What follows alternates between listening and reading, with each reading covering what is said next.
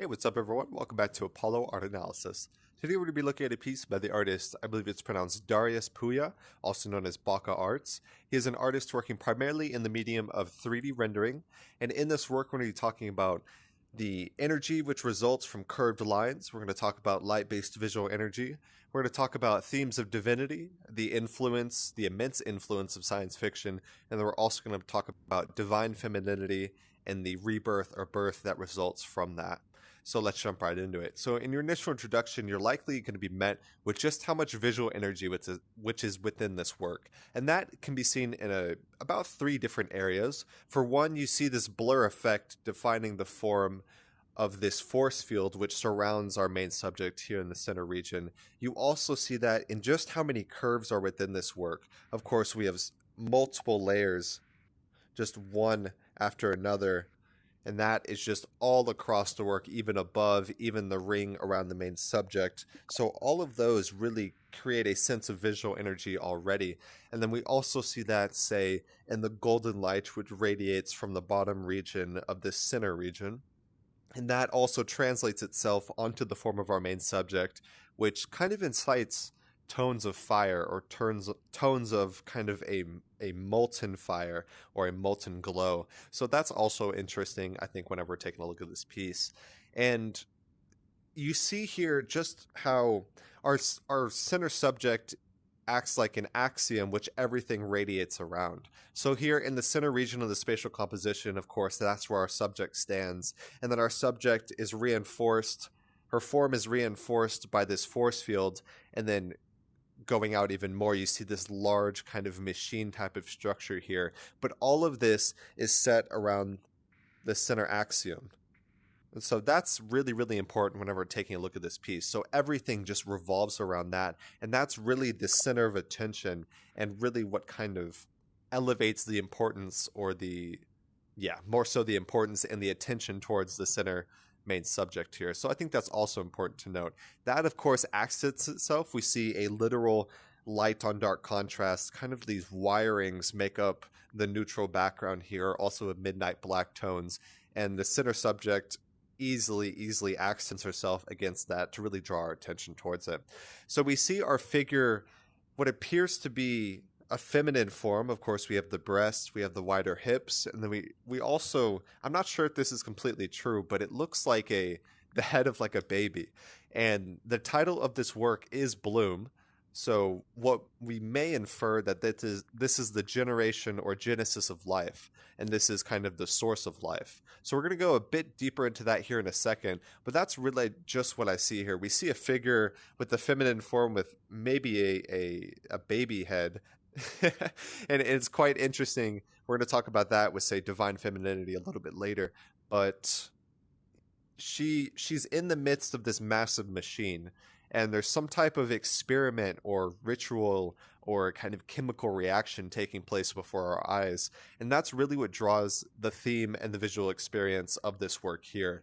And so, of course, you see this complex machinery. You have wirings, you have metal platings, you have kind of vents, you have just so much going on within this work. It's hard to say exactly what's going on, but whenever you take a look at the title of the work, it's either entitled Bloom or Blossom, but that's really important whenever we're taking a look at this. That is the generation or the genesis of life within the work before us here. And so what do you guys see when you view this piece? I'm quite curious. It's clearly has a lot of influence of science fiction, but there's just so much going on. It's hard to say for sure. And so you see these tones of divinity within this work. You see that quite literally with the golden light. That's quite an iconic theme of divine themes of art. And then you also see what appears to be the blossoming of life within the spatial composition as well. And if we look at that quite literally, of course, we have the breast, and the curved form of our main subject is the feminine. And the feminine is the source of most of life, and quite literally all life whenever it comes to us mammals.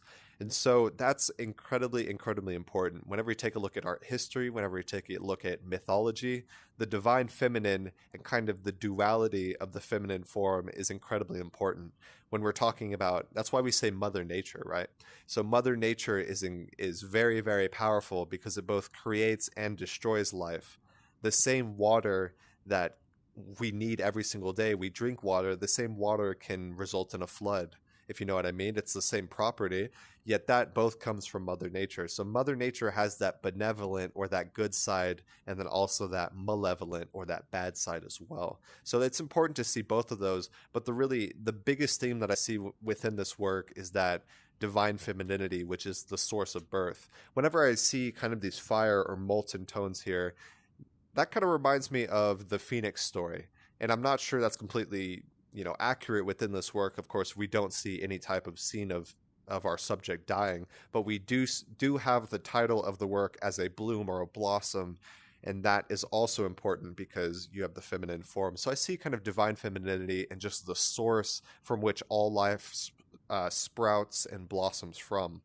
So just an incredible science fiction work here, but it also holds those much deeper meanings whenever we're looking at kind of the genesis of life or anything beyond that as well. There's this really, like I said before, that use of that force field. It's kind of like a barrier which acts as a stage or a boundary or a border that separates the center subject or the scene within the center from the greater outsides. So that also emphasizes the form and kind of places our attention on the divine feminine form here in the center region. So now we're going to be taking a look at some of, like I said, I think it's Darius Puia, but I'm not 100% on that. We're going to take a look at some of his other works, also known as BakaArts. Many of you may know him as that if you're kind of in the digital art community. And so BakaArts is a graphic designer, but he's also a 3D artist as well.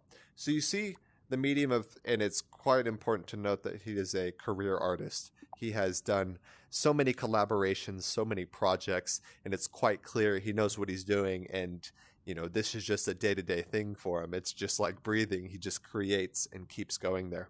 He has had a lot of success on the NFT art markets or the digital art markets whenever we're looking at, say, Ethereum and beyond. And he has a new collection coming as well, which we are all excited for. He's always, trying to go with something new, and we're always here for that as well. So here are the 3 works that we showcased by BakaArts here. So you see, of course, we have the first one. This one was released in about July. The next one was around November. The showcase was released. This was when we first curated and wrote about the piece. So this one was in July of 2021. Then we have November of 2021. And finally today, which was first uploaded, showcased yesterday, is going to be May of 2022. So this marks his 3rd showcase to date, and just some incredible works coming from this artist. You see these very clear influences of science fiction within these pieces. You see it here on this kind of cyberpunk, almost in space type of aesthetic here. You see it also in the incredible layering or machinery of this massive vault within the work here. And then you also see it with the machine here as well, and just these kind of greater than life, surreal, or even magical depictions that technology really grants and gives us access to. And so all 3 of these works really have that influence of science fiction that I think is just so incredibly important nowadays. We are seeing science fiction come to life, and maybe it's not these literal scenes in front of us, but say for virtual reality, for example, I am able to study, write about, and even record about art, all while just moving my hands and wearing a simple headset. So this is almost like breathing, and these digital tools are allowing us to create at such a higher rate of productivity. And that's what really the digital art markets do as well. He's had a lot of success with the NFT art, and he uses it as a means of distribution for his art. So people buy his work, they support him, and even he gets money from every single resale of his own work. So you see a lot of power coming back to the original digital artist and just the original artist in general. So I think that's incredibly important. And like I said, we see a lot of themes of science fiction within his stylistic profile.